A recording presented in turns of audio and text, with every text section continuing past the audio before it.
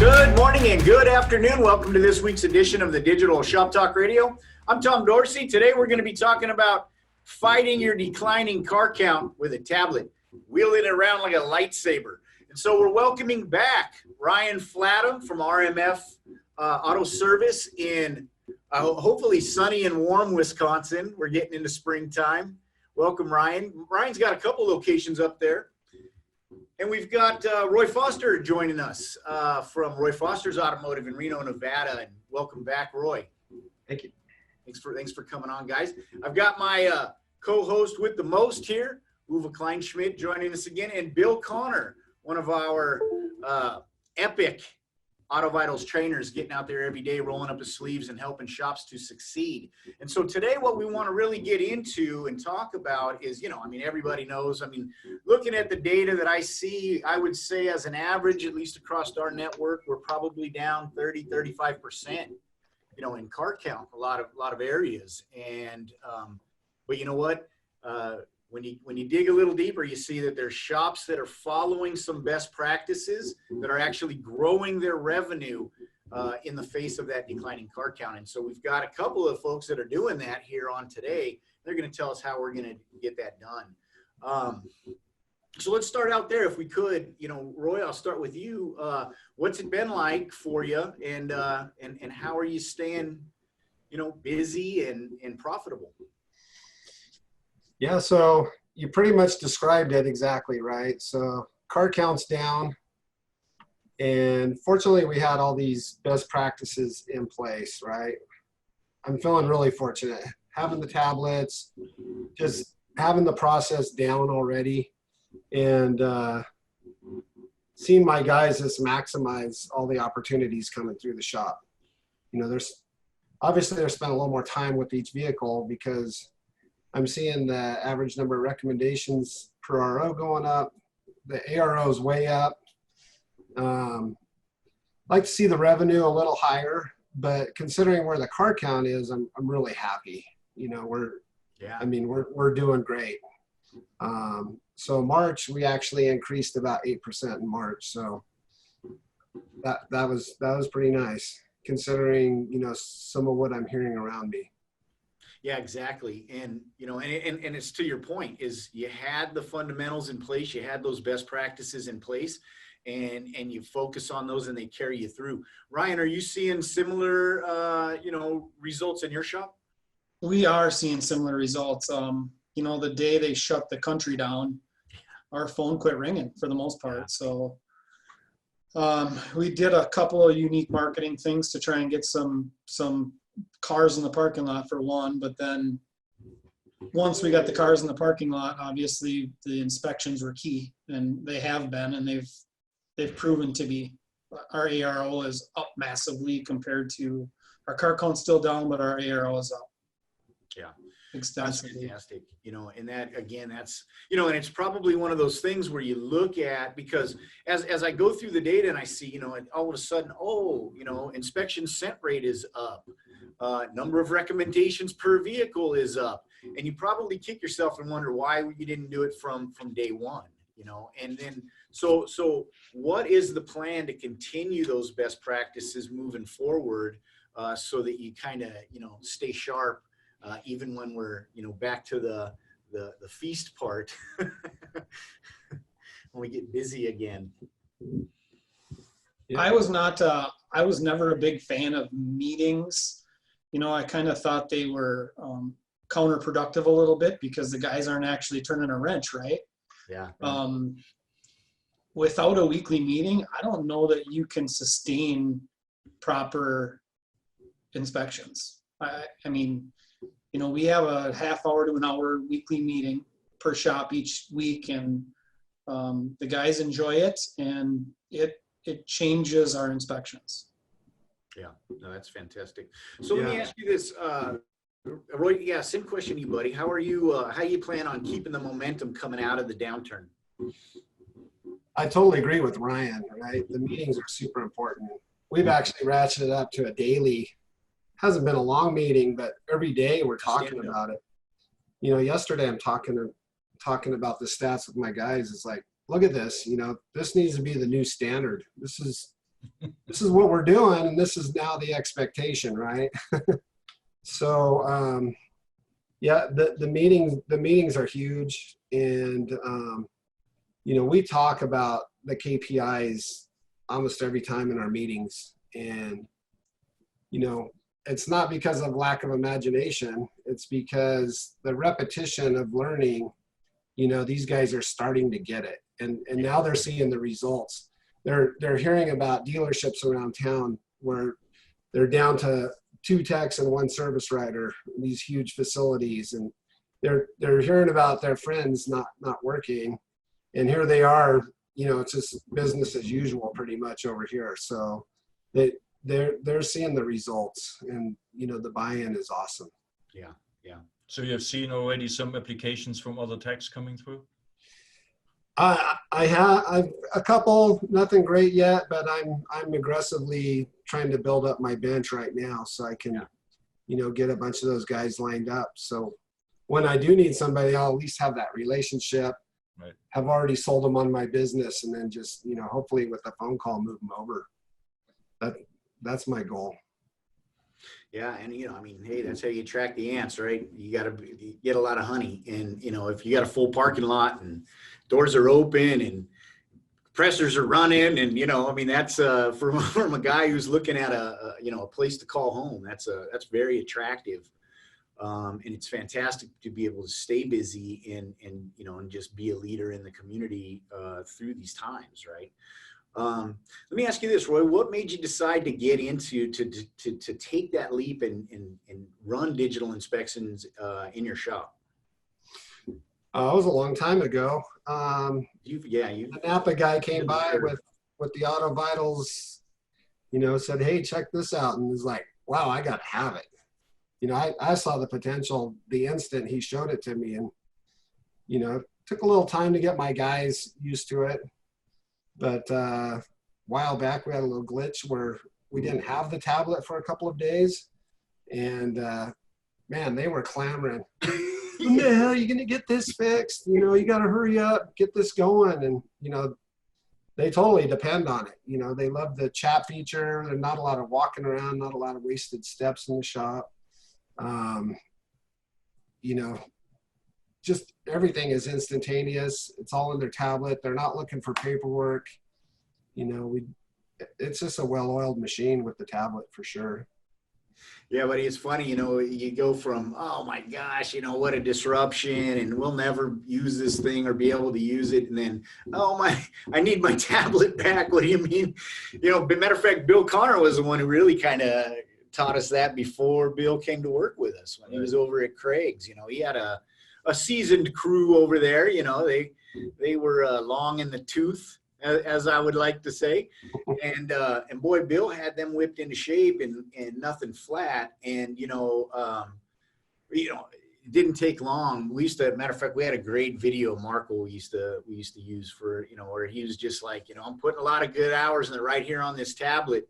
You know, wouldn't go back. Remember those days, Billy? Yep, sure do. And like I said, that was just a matter of finding out his particular sweet spot, and he couldn't spell, and he didn't like to go ahead and type on a tablet. And as soon as he found voice to text, that was his best friend. He would never part with it. And, you know, so it's just like any other employee, you find out what's in it for them and then add more to it and keep going on. Yeah, buddy. No, it's fantastic. I mean, we really learned a lot as a company and as a solution provider from what Bill was doing there with that crew. We learned a lot. You know, Ryan, when you got started, you were just out. I saw you, I think, last at a workshop, huh? I was up there not too bad. It was probably about 6-7 months back. It was in the winter, I think, last year. You know, I know when. Go ahead. That's when we really bought in. We had it for a couple of years before that. Yeah, right. Exactly. Yeah. And I remember coming out of there, you know, you had some pretty significant gains. What was the difference? Let me ask you this, you know, what was the difference? You had it, you know, you kicked it around. Was it pushback from the crew? Was it just, you know, it's a gimmick type thing, or it's not proven? And then what changed once you came to the workshop, and what did you implement? You know, at first we got it. Without getting too long-winded, Uwe gave a presentation in Chicago on a BDG leadership conference, and I kind of, I'm like, this thing is great, right? But I brought it back. My brother was service rating for me at the time. I brought it back, and I kind of just said, this is a great tool. Here it is. Use it, right? I didn't. Good luck. Yeah, good luck. Here's Right? the power button. Right. Right. Not attempting to implement it myself and just saying, here guys, here's a tool, you need to use it, kind of deal. And he left and went on to do something else. He didn't really buy in either. He didn't buy in a whole lot, but I wasn't any help, right? So fast forward now, we went to your conference. He wasn't working for me anymore. I understood the product once you explained it. It made total sense to me. It made total sense. So the funny thing is, he's back working for me now, just recently in the last couple months. So I'm trying to train him on this. And just yesterday, I said, honestly, Taylor, I'm to the point where if I don't have this tool to sell, if I don't have this tool when I talk to the customer, I'm like a fish out of water. I don't know what to do. So I've gotten to the point where I rely on it so much, it's almost scary. Yeah, exactly. And then again, so because when you're able to come in and put kind of that process in place, right? Those best practices that are repeatable, then the trick is that you've got to become adept at training, and reinforcing those best practices, right? So if you get a new hire in, or your brother decides to come back, you got to get them up to speed in the process, because you want to make sure that they're consistent and following along with what everybody else is doing, versus, all of a sudden they're kind of like a log in the river, and chaos ensues and your numbers start to dive. How did you make sure that as you're ramping them up, did you set goals in there for them to hit? How did you kind of make sure that those best practices were becoming muscle memory in that ramp up? We do have goals to hit. At the end of the day, though, I think the biggest goal is, hey, look, techs, do you want to pull in 10 cars a day and work on them, or do you want to pull in 2 or 3? What would you rather do? Do you want to bust your ass for a $180 ticket every single day and work hard, or that you can work a lot less and get a $500-600 ticket? And likewise for service advisors. At the end of the day, it's about working a little smarter and not quite harder, and they're understanding that. So yeah, and you're really underscoring that point now, right? Because now with the downturn, car count's down, but your ARO is up over the last month or so, isn't it? Yeah, it's up quite a bit. It's up a lot. So it's kind of, there's proof in the pudding right there. After that, I guess it's hard to argue. It's hard to argue with numbers. How have you been maintaining that? Is there anything extra that you've had to do to grow that ARO, or is it just that you've had that process in place and the best practices are being adhered to, and that's the result? I get a little creative with marketing sometimes. I literally sent an email and a Facebook post out to all of my customers offering them a 20% discount on any repair. Wow, yeah, sure. We capped it at $250 max, but uniquely enough, along with that 20% discount and a proper inspection, they want to take advantage of the $250, right? So it's massively increased our average RO with the proper inspection. Yeah, and there you go. Now it's just up to the team to recoup that promo, right? And find additional services and work to sell. No, that's fantastic. So Bill, what would you say, because on the other side of that coin is you've been working with a lot of shops over the last couple of months now to try to say, hey, you got to go back to the well. You got to trust the process. What's been the challenge for you, and what are you doing to overcome that? Actually, over the last month or so, it's been a lot easier to go ahead and get shops to work on process and procedure. Desperation. Desperation. Well, I don't know if that's the case, but it may be just time. But Okay, yeah. I've actually found that by going ahead and looking through their inspections, we find that the technicians have been doing a pretty damn good job of spotting needs, even more so now than before.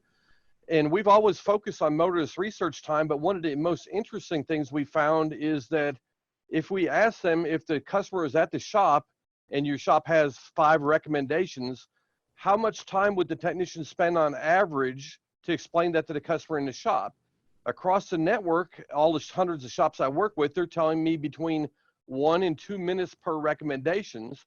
And I said, well, if you want the same type of approvals in the digital world, then why is it acceptable for you to have a motorist research time of 60, 70, 80, 90 seconds? And I can see the light bulb going on, through the screen, and all of a sudden it's like, oh, I get it now. So if you want to replace a process that's a tried and true process that works, which is show and tell at the side of the car with the digital tools, then that's the kind of mindset you have to have. This is what good looked like. That's how long it would take. Now we can do it on 100% of repair orders. And by controlling the content and the timing of the content, it just works. So this is a great time for me as a trainer to go ahead and work on process procedure. I don't have people going ahead and saying, hold a minute, the phone's ringing. I mean, they're concentrating 100%. They're learning, absorbing, and implementing. So it's good. And these two guys, the R&R show we got here today, they've got the process and procedures in place. So to bring that next person on for growth, it's just a matter of your other guys are going to help compliance to keep them in tone. So it's just going to work really well. So congratulations to them on being ahead of the curve. And now when you start gathering up some of them other people for growth, it's going to make your life a lot easier. Yeah, because, we're almost plug and play at that point, right? If you got your process down. John Long's saying in his market, the available talent is drastically increased. So they're out there, and when she when she can attract them is, you plug them in, get them on the bench, whatever you have to do to keep them engaged and get them on the team. So let's talk a little, well, actually, why don't you tell us a little bit about, how do you look at it? Because there's one thing to come out with a digital inspection for a shop, right? But if you could give people that are listening a little insight into how you improve upon that, right? What was your goal in the beginning? What was your vision looking like? What was your plan? What did you want to solve? Right. And then how did it turn into what it is today? Happy to share. We actually had digital inspection, just didn't call it this way, already in 2013. Our service allowed to take the cell phone, take a picture and text it with a license plate number to a certain place, and then we would attach those pictures to the estimate. And we were super proud of that feature. And then we were thinking, only half of our customers use it, or not even. What were we doing wrong?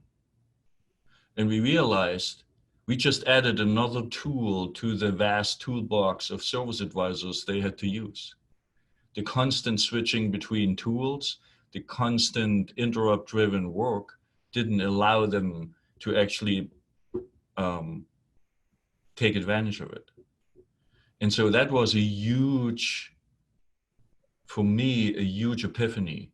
It's not just about a tool. It's about how does it fit in a process, number one. And number two, if it requires change of existing process to reap all the benefits, how do you do that?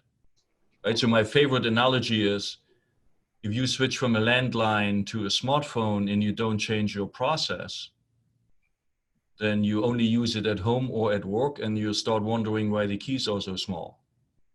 And you don't use 99% of its capabilities. Right? So that was the big epiphany, that we have to start thinking about how can we help the shops to change the process to really leverage the benefits of a digital inspection at that time. And And we made it the goal to basically say, our goal has to be to reduce the service advisor's busy work and the busy time, Exactly. so they can pay more attention to the customer. So it was not about the tool feature of, is there a circle and is it a high-res picture and can it be emailed or texted? It was, how do we help the service advisor reduce busy work? And that has been the guidance, until today. And we all know, I mean, I would really, I don't want to take over here, but the poll result, Your time. the last poll said 90% of the respondents said it's the biggest challenge is really convincing techs to change the process. And I'm really curious, Ryan and Roy, was that an iterative process how you did it? Did you know exactly how to convince your techs? Did you try several things until it worked? If you wouldn't mind sharing. Did you get a bigger hammer? Mind sharing how you did it, I would be really grateful. Sure. So for me, like I said, we had the tablets for a long time and we were using them not as consistently as we should. And then I think it was 2018 when I went to the digital conference.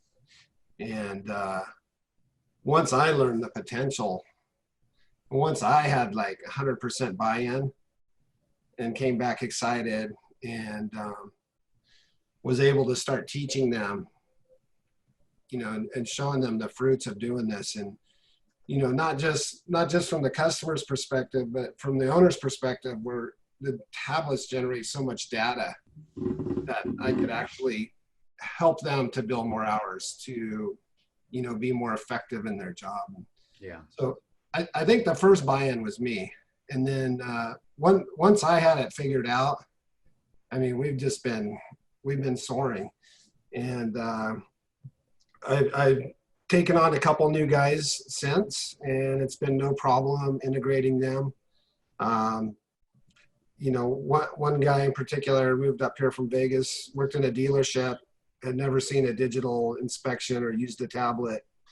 And, he loved it right out of the gate. He loved the concept and he learned it quickly. And like you said, my guys helped him with it and just brought him up to speed. And yeah, so I think the owner has to understand the full potential of it and have an excitement for it. And then, it has to start at the top.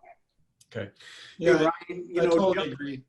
Yeah, real quick, John Long had commented in, and he was saying it for him, it was fundamentally, it was setup, right? If you're not set up correctly, it causes frustration for the technicians, and then they cut corners or they just put it on the shelf.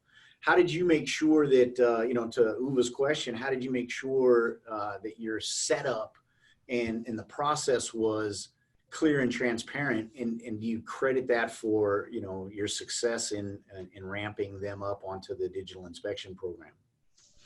I'm going to kind of go back to meetings, because if you can just get one tech to buy in and you can get some success stories and start sharing success stories with either that tech or your service advisor. I'll give you one example, and this is the example I use quite a bit with everybody. I had to jump in as a service advisor over the last 6 months because we were down one, and a new customer came in with a Ford truck, and he wanted us to install his own spark plugs, right? Not an easy job on those Tritons. They get carboned in there, and we're like, okay, sure. That's all he wanted done. He brought his car, and we did a complete full digital inspection. Long story short, I never talked to the guy. We just chatted back and forth via text message. He got us the wrong spark plugs. His ticket was $4,000 when he left with maintenance and repairs, and he was over the moon happy. And I never talked to him. So, I mean, And as a service writer, I know they like talking to people, but their sales pitch on the phone is their biggest downfall, right? So Yeah. I'm kind of battling that right now with Taylor. He's trying to do both, right? So there's a transition there that takes a little bit of time, but if they just trust in the product and start using the product, it just takes one, is what I'm saying. Once you can get one and you start talking about it, everyone else is looking at him going, why is he got so much work to do? Exactly. Yeah. And that's a great, that's a great way to introduce it and to get it, and I used to challenge shops, and especially in the early days, it was hard to get even people to consider it. They thought we were, crazy. Tablet in my shop, that thing will break in a day, right? I used to hear that all the time. And so I used to tell them, I'll make you a challenge. Give me your weakest tech, and let me put them on these inspections and run it for a pay period and see and put them up against your best guy and see who at the end of the day, who sells more work. And I mean, that's a pretty easy bet to win right there, because, if you just follow some pretty basic best practices back in, then we would just tell them, take X amount of pictures and make some circles and make sure you text it, pretty basic. But it works, right? And it helps almost anybody. You could almost come in off of the street and do a complete inspection, especially now once guided comes out, oh my gosh, you could strap it to your Chihuahua, and just as long as you can walk around the car, you're going to get a solid inspection done. But no, seriously. And the results just speak for themselves. We're going to start talking actually about I want to bring Bill in and kind of talk about what's that process look like. How do we get that established? Become kind of muscle memory, those best practices through the shop meetings, maybe, some good pointers on how to, structure those and how to take advantage of those and what you actually talk about. Because, to Roy's point, doing a daily stand-up, if it's all metrics based, that is a great idea. It just sets a good reminder in the morning before we get out into the bays. We have our number in mind. We know what we need to score today to win the game. And we stay focused on that, and more often than not, it's going to happen if you give me a clear direction and tell me which way to run.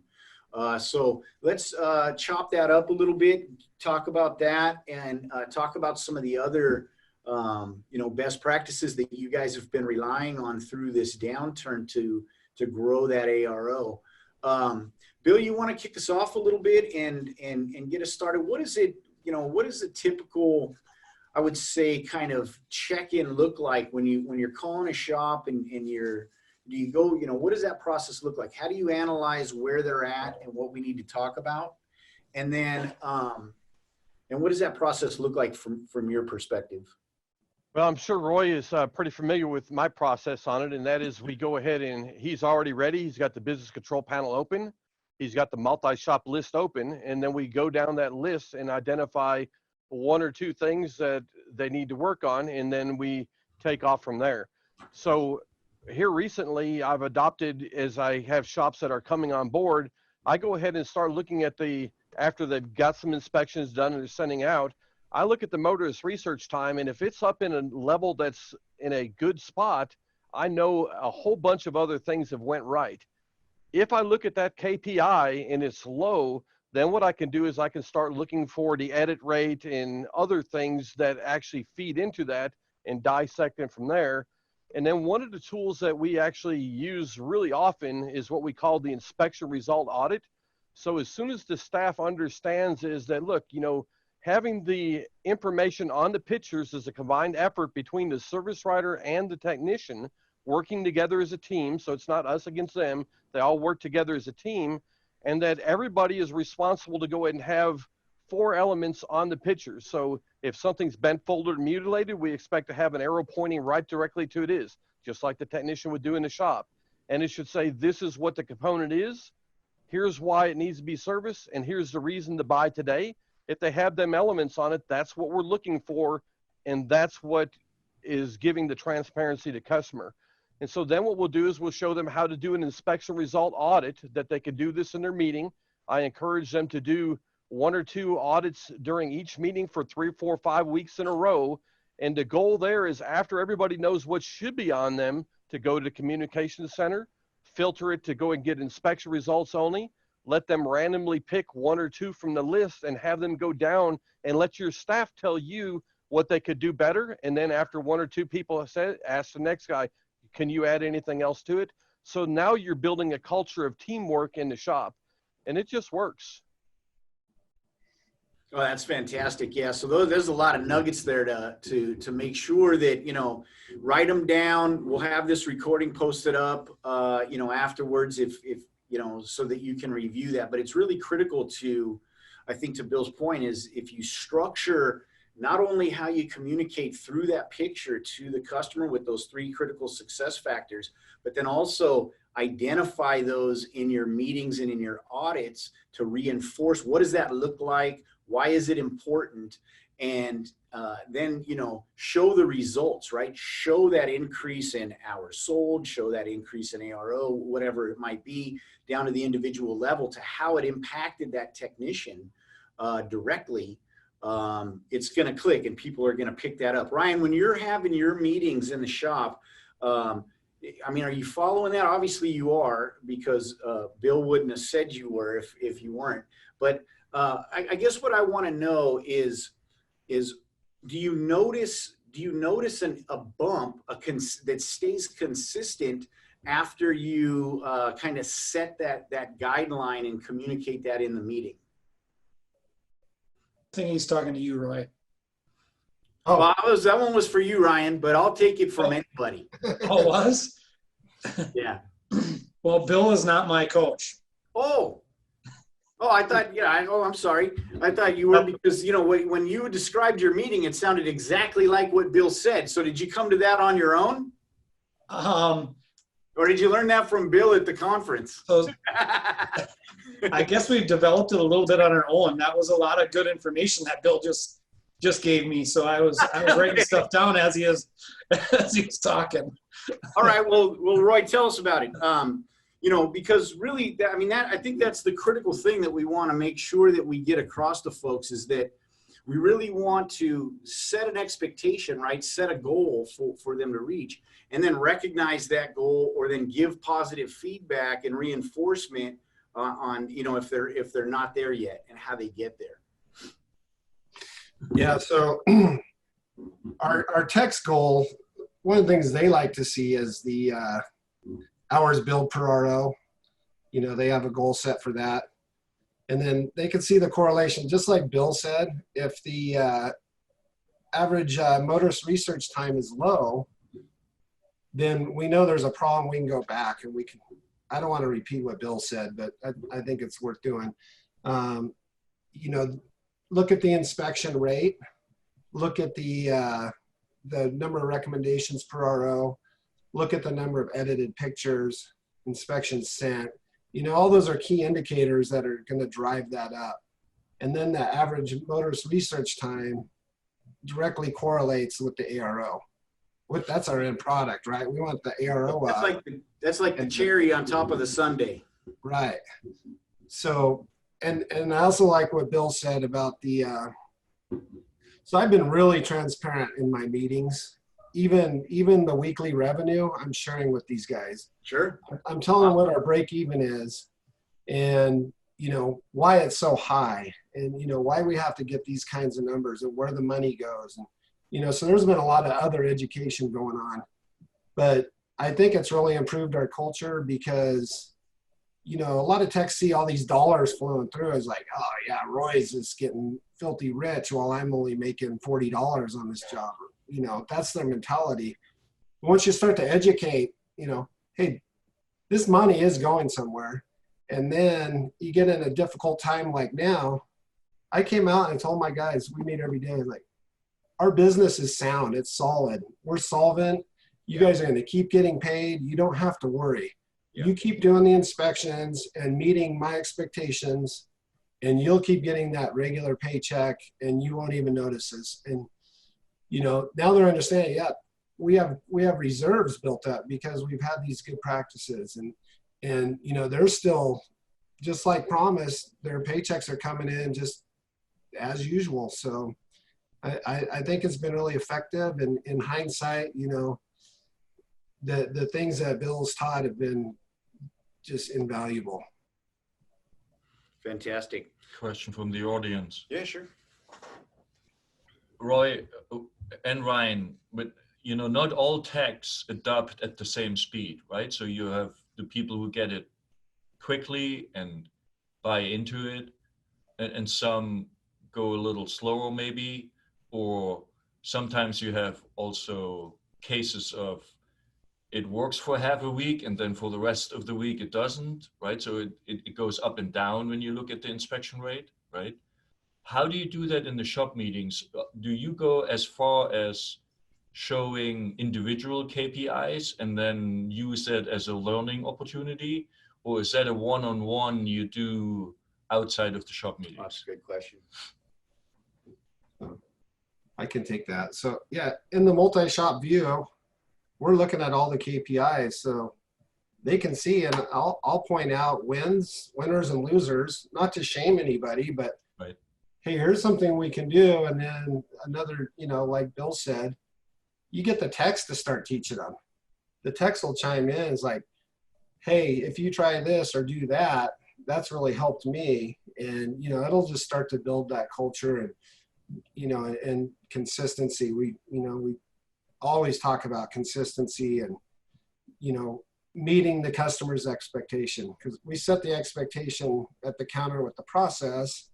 And then we're always constantly talking to the techs about meeting those expectations and making sure that experience is what we want it to be, because we'll never meet their expectation. We don't know what it is, but if we set the expectation, we can meet it every time.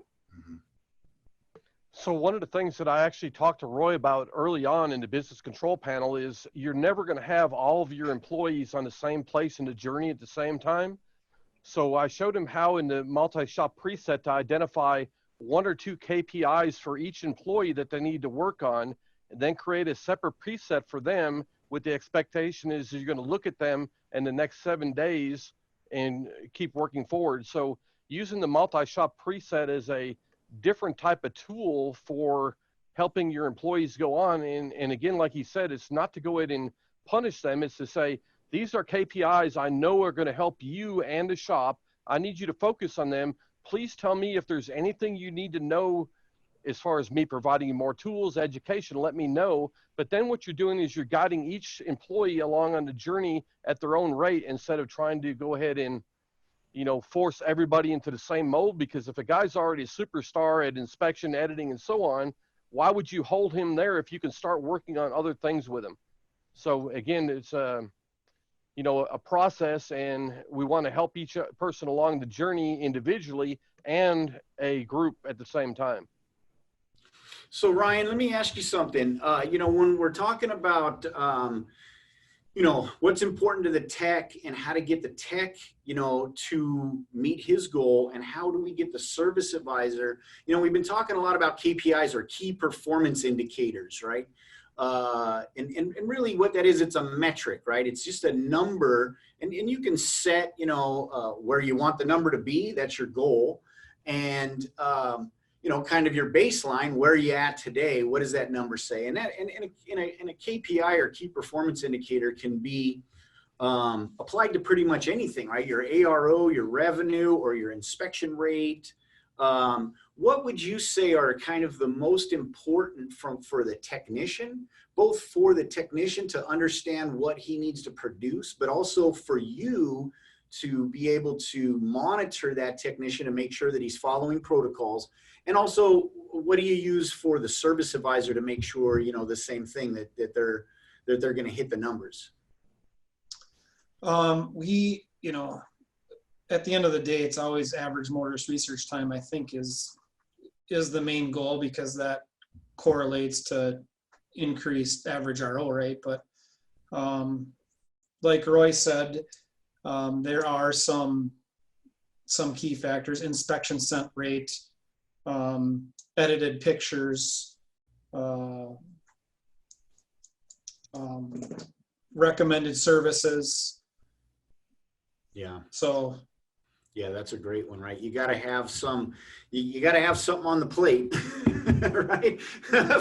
for them to offer, and when it comes, and then are you doing something similar? So where you would say, kind of here we are as a team and here we are, towards our team goal in relation. And then maybe you go on a one-on-one and break that down for the individual, because a lot of times, I think MRT, motorist research time, is a great top level, because it kind of is a combination between what the tech's doing and what the service advisor is able to do.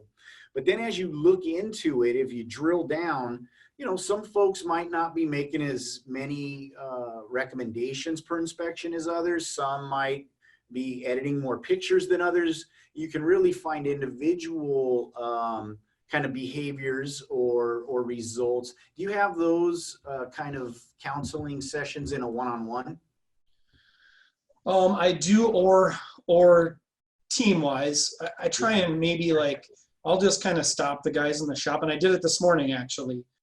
Stop the guys in the shop and I just monitoring the inspections and the numbers. I went to my enrichment shop this morning and the guys in the back, and I just stopped them for a minute and I said, hey, look guys, you know how to do these inspections, and they weren't quite getting done right. So they weren't taking enough good pictures to start the trust process with the customer, and they were maybe skipping a step. Like they were taking pictures of something, but it was in the they didn't click good needs.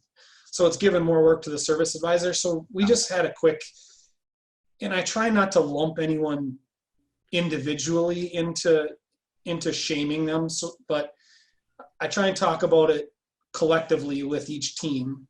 And like I said, I'll just do it candidly. I won't call a meeting, or I'll just say, hey, let's just stop for a minute here and talk about this and the impact it has if we don't continue to do it right. Yeah, no, that's a great point, right? Because you identify it. I mean, it's like when you're playing football, right? Everybody know who missed the block. And so you say, hey, get out there and make your blocks. Well, you're going to be the guy like, oh gosh, I missed my block. They know, right? Yeah, they know. Let me pick it up. You don't need to call me by name. I know it was me, and everybody else knows it was me. So let me hustle. And that's a great point, right? Is a lot of things, if you don't have to point somebody out and point the finger at them and say you're doing a bad job, but make it common information, because rising tide floats all boats. Folks will come help you out, and and it also then it puts the motivation in me, and then there's people on the team that I can emulate so that I can improve, right? I do what they do and get better. Bill, we talked something about, I really want to kind of, for folks that are new to this or don't really, maybe haven't found the value of what motorist research time is all about yet. Bill, if you could talk to us a little bit about how do you establish the best practices that drive to a higher motorist research time with your shops? And I want to insert, Dustin has a multi-shop dashboard available we could share. And I don't know whether it's Roy's. Roy, would you mind if we shared it, or? No, sure, go ahead. So Bill, you could probably talk about it too. I don't know, Dustin, you are the technology whiz. How do we get it big screen? So while he's doing that, I'm going to go ahead and actually start out. So when we talk about motorist research time and how to change it, it starts with having a properly configured inspection sheet. That would be number one. Is it educational and automated for the technician? The technician and service writer working together to make great content. The service writer seeing what the technician recommends and editing it and getting it estimating and send it to the customer. The drop-off conversation with the customer, whether it's on the phone or if it's at the front counter, which we don't really have that much anymore. Thankfully, we've been trying to get rid of that for 40 years. So the conversation at the counter should always be along the lines of, we will be doing an inspection. After it's completed, we're going to send it to you. We do it 3 or 4 times a year, and we want to do that so you can not only see what's wearing, we can predict the rate that it's wearing at. And after we send it to you, what we'd like you to do is give us a call, and we'll go over it with you. So you're setting the expectation that it's coming to them, and that they're supposed to do something with it and then call you. So we're putting the customer in a position where they're educated and ready to go ahead and buy, rather than the service writer having to wave their hands and describe, some kind of magical thing to them. And so that's what we want to do, to go ahead and actually stack the deck in your favor.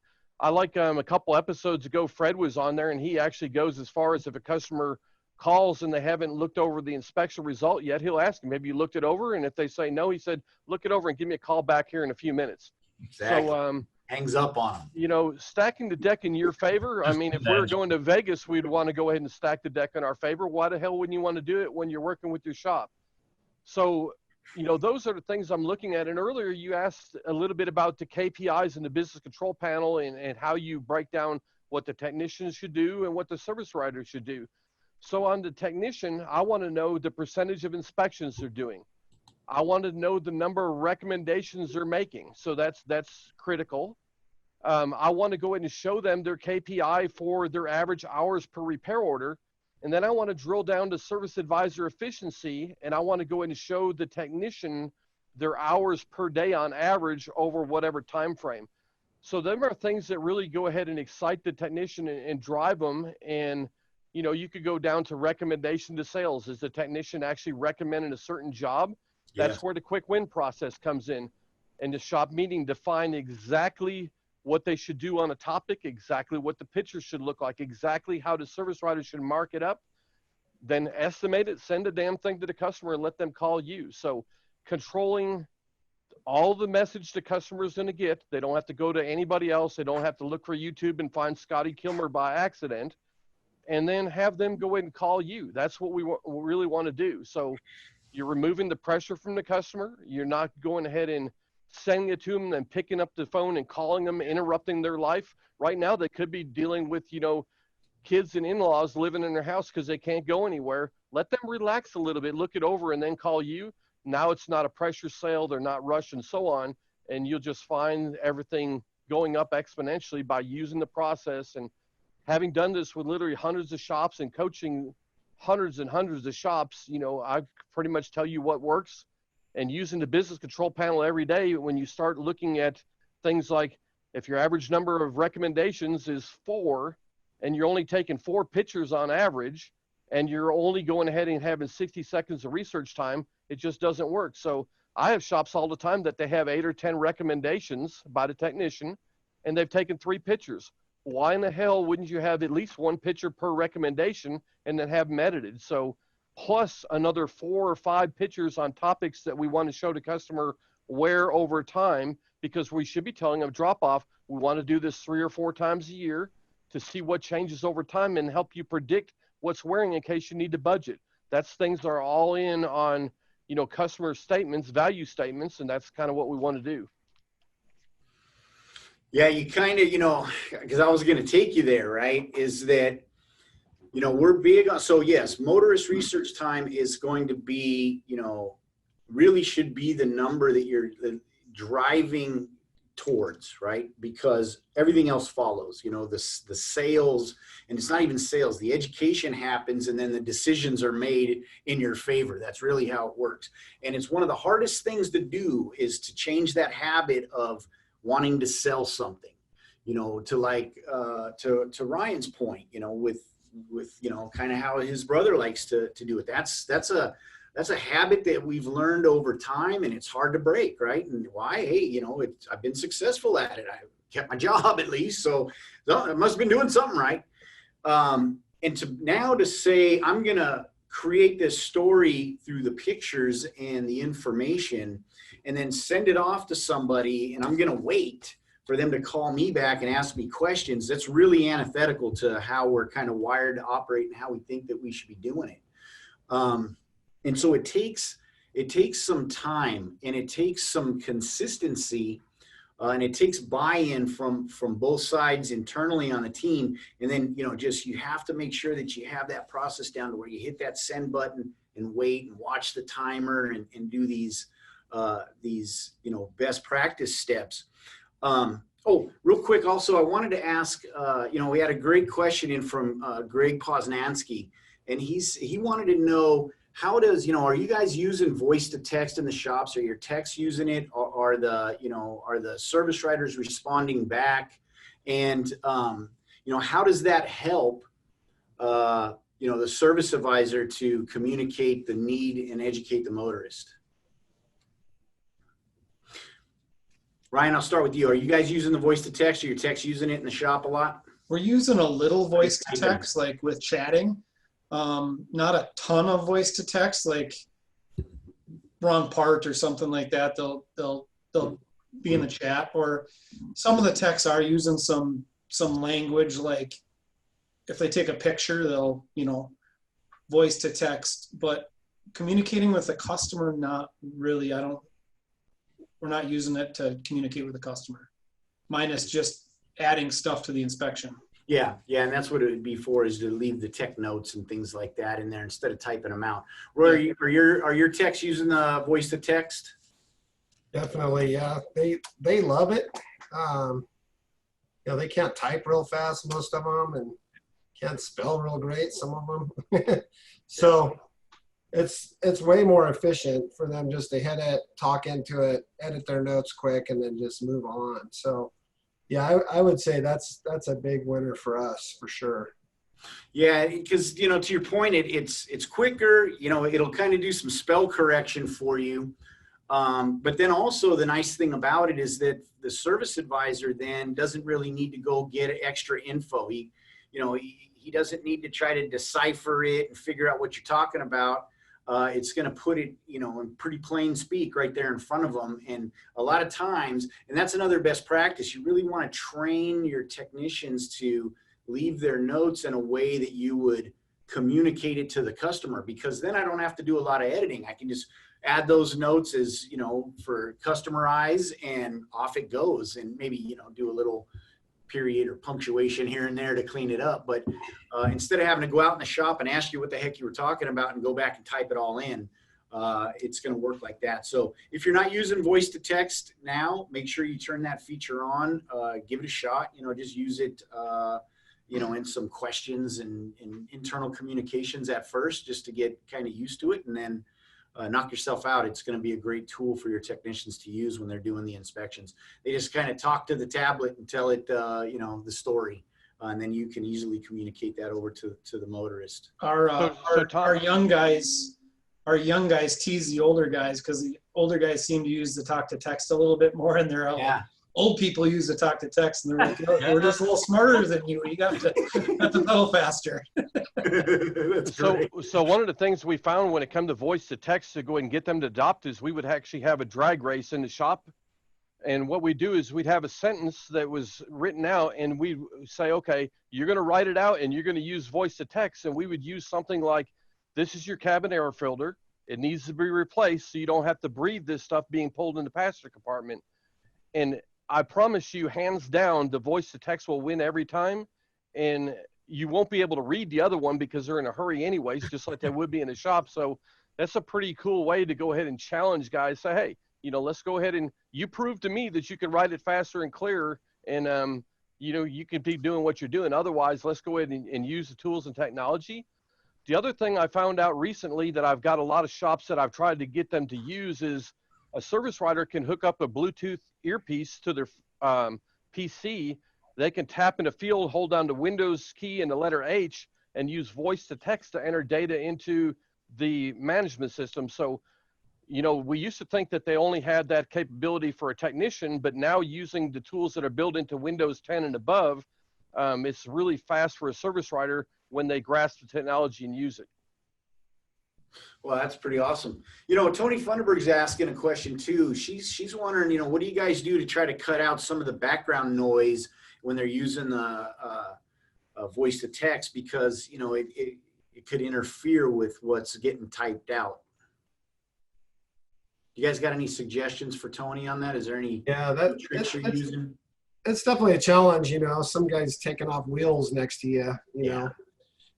You might have to just go walk over into the back room, or you might have to, just wait a minute and put those notes in. But it's going to be a challenge, and I don't know that, we can always have the perfect environment for that. But so I think that's what they do. They'll just walk over somewhere else, or walk outside, or just wait a few minutes to put those notes in.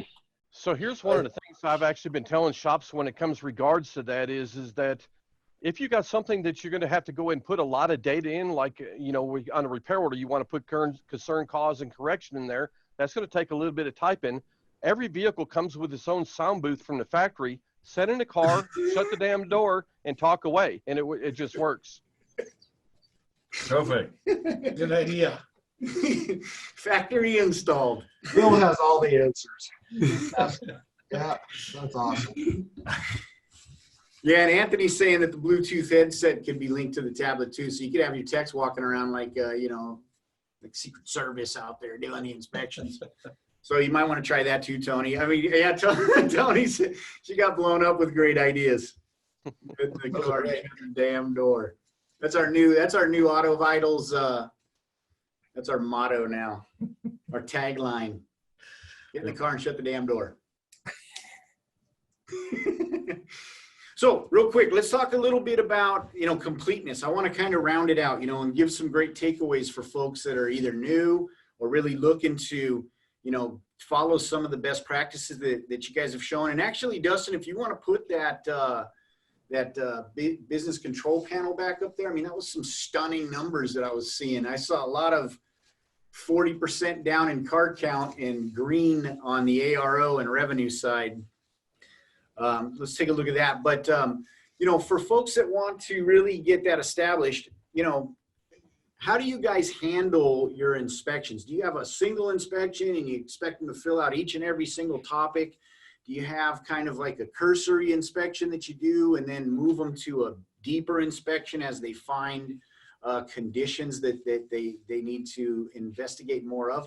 And how do you handle marking? Like, it's pretty simple when you find something that needs to be fixed, right? Take a picture of it, you put the notes and mark it red, and it needs to be, immediate attention. But what about when, how do you guys, what's your policy or protocol for mint condition or inspected and passed items? And is it important to get those on the inspection sheet also? I require pictures in every category. Obviously, if there's nothing in the red, you don't need anything in the red, but there has to be pictures in the green because, the good stuff is, if you're going to take the air filter out and it's brand new, why wouldn't you take a picture of it? I mean, you took it out. You can at least show the customer that you're actually taking it out, taking a look at it. Or if you're testing the battery and it tests good, take a picture of the digital screen. You did it. Yeah. You may as well show them you did it. I mean, I think what we're trying to do is just have the customer right next to us, right, as we're doing this inspection, but we're doing it virtually. So you're building trust with the good stuff. So I think you need to spend just as much time on the green as you do the yellow and the red stuff. And do you guys have mandatory topics set up so the tech can never miss to take a picture? That's great. You know what? I do not, but that was a topic of discussion this morning. Okay. So and going forward, we will. Yeah, that's a really good point. And for folks you may not know, you can set up rules inside of your inspection that they can't be submitted or they can't even move forward until they, like Uwe said, take a picture that's required in this certain type of, for this topic. And, and also to Ryan's point is that, yeah, you got it out, take a picture of it because you know why? You can always use that as a comparison image later, a couple visits down the road. Hey, remember your cabin air filter looked like this 2 months ago, but now look at it. Hey, we're coming into the summer and it's just going to get, dirtier. So let's get this thing changed out and really allow you to have a resource, almost a library of images that you can refer back to help overcome objections. So Tom, really what you mean there is retention starts right from the very first inspection you ever do for the customer. That's right. That is what I meant. Thank you. So if you didn't hear what Bill said, is that your retention starts at the handshake, at the introduction, right? You set It'll be the elbow bump now. Oh, that's true. Yeah, you got a bump. But you set that expectation right there. This is how our shop operates. We're a digital shop. This is what it's going to look like. This is how you're going to be involved and engaged and how we're going to provide service for you. And that means that you're going to do everything we tell you on this inspection and you're going to come back when we tell you to. So one of the other things when we talk about using the inspections as a retention tool also is every shop has got what they call a key tosser customer. They come in and they just say, do everything. And then the shop always tells me, well, I don't need to send it to them because they always do everything. I said, I'm going to encourage you, if they're that good of a customer, exploit it. I said, you're going to send it to them and ask them, ma'am or sir, I understand that you don't need this, but what I'd really like you to do is, could you forward this to a friend, coworker, or relative to show them how good we are and how transparent we are? So, you know, I don't buy into the fact that people say I don't have to send it to a customer, because there's all kinds of other reasons besides liability and other things, but let's use this as a tool to go and recruit more customers also. Yeah, exactly. And that's and even the key tossers might have a colleague or friend who drives the same car talk about another experience at a shop, and if you can then, yeah, and I get this as a digital inspection, look at this, you know, nobody has complained about too much transparency last time I checked. Yeah. Right.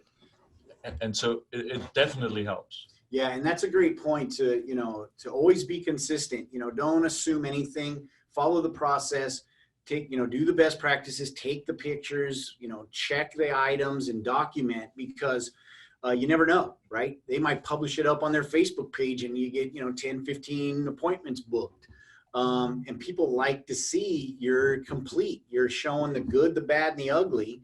And I have a record of that. And that's what's something that's really important to people, is to be able, not only from a resale perspective, right, just to be able to show that I've been doing it, but also to hold you accountable or other people accountable to say, you know, this thing was checked, it was done, it, you know, it's been replaced. You know, I like to tell us, there's a funny story, you know, I grew up out in the country, and we'd always get, you know, nests under the hood, you name it, cats, birds, and mice. And so one time my mom had this old Chrysler K car. It was such a pile, but boy, that thing had probably 2 million miles on it. And I was having a hard time getting it started, couldn't keep it running. We got it into Walmart of all places, because that's what we had in town. And they go through and they inspect it, and they tell us, oh yeah, there's you know, you need a air filter and a fuel filter and spark plugs and all this stuff. And my mom gets it done and brings the car home, and it's just as it's still not running. So I get out there and open it up, and there was a mouse nest inside of the air filter, right? Gotten in there and burrowed in there and made himself a nice home. Well, they told her that she needed one, and they sold it to her. They just never installed it. So you know, it was hard, you know, to determine, did this mice just fly into there and build that nest on the way home from Walmart, or did you actually miss it? And that's where that digital inspection and actually, you know, documenting those steps and taking that picture, show you putting it in there, right? Nice picture of you actually doing the install, and the before and after is so important also, because, you know, to the point is that, you know, nobody's ever complained because you've given them too much transparency. We are out of time. Oh, what are you trying to say? We can keep. You want to go or something? No. You got somewhere to be? No. You got to go down and get tested? Here's another question. Does the system have the capability of letting the service advisor know to remind the customer a required follow-up inspection? Yes. If you have it as a service recommendation as part of your retention system and use our retention system, it will remind them about an inspection. Like any other recommended service. Yeah, and the nice thing about our reminders is it actually sends the pictures and the videos and the tech notes and service advisor notes out to the customer and asks them what do they want to do about it. So it not just isn't just a reminder. It's like a visual reminder right out of the inspection sheet. So again, that's why it's important to document those things, even the good stuff, because now you have a record of it over time, and you can always refer back to that simple click of a button. Swivel your monitor around. As a matter of fact, whether the customer's in the shop or not, because you can always text them that information out and point them in the right direction to help them to review. Because at the end of the day, you know, and one of the key takeaways I want you to take away today is that taking pictures is half of the battle, right? And marking up the pictures. The other side of it is the education, and to ensure that your motorist, understands those recommendations, and doesn't have to go ask for a second opinion or go Google it. And B, you make it really easy for them to give you, what do they want to do about it? Text you back, or if they're there at the counter, approve that work. Make it simple, and you're going to get much more higher approval, and just follow that process. You got anything to add before we break? For another hour? Yeah, let's do it. I know Ryan and Roy want to stay on for another hour. Look at them. Hey, let's do it. No, there's so much to talk about, and maybe we can close with a question like, what is the biggest actually unexpected difference between before and after the digital inspection, right? That's a good question. Ryan shared with us, and we experienced it so many times. Here's a new tool, use it, it's expensive, don't drop it, right? Expect 20% AO increase in 4 weeks. I'm just paraphrasing what you said, Ryan, totally. I did say Or that. you're fired. Right. So and then throughout the process you learn there is a change of habit needed to really take advantage of it. And so if you now in hindsight think back, what was the biggest unexpected difference between before and after?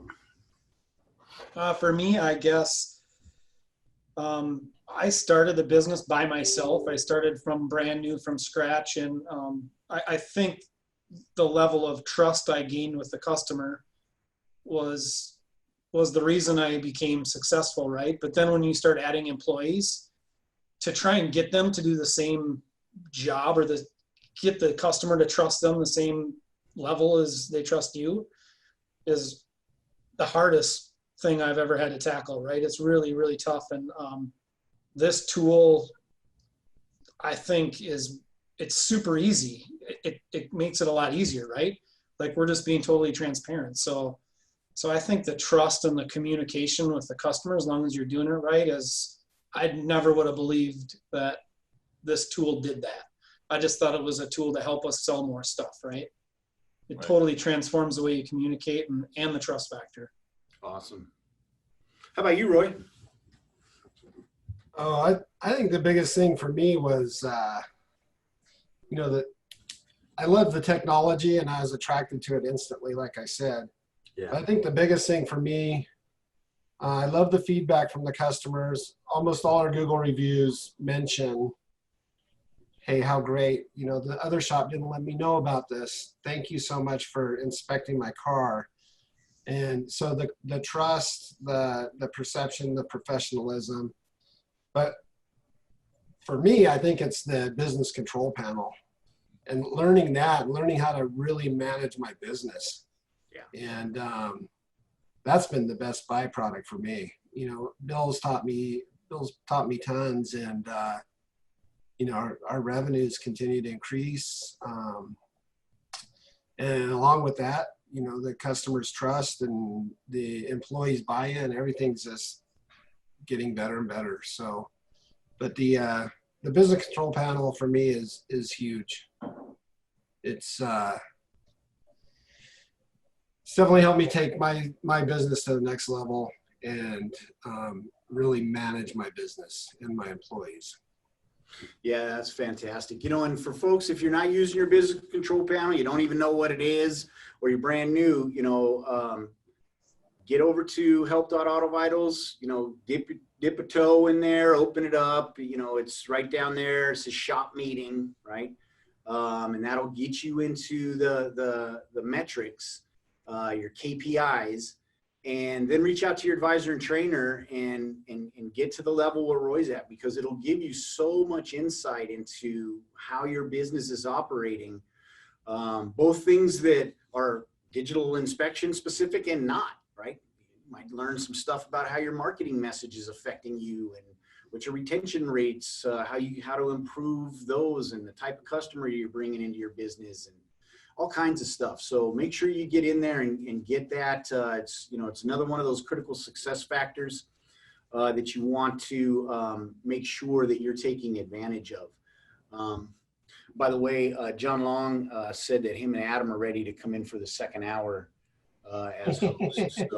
So I guess we're going to keep the wheels spinning. No, just kidding. So one of the things that's really kind of interesting is the digital shop is not a tool, it's a mindset or a process.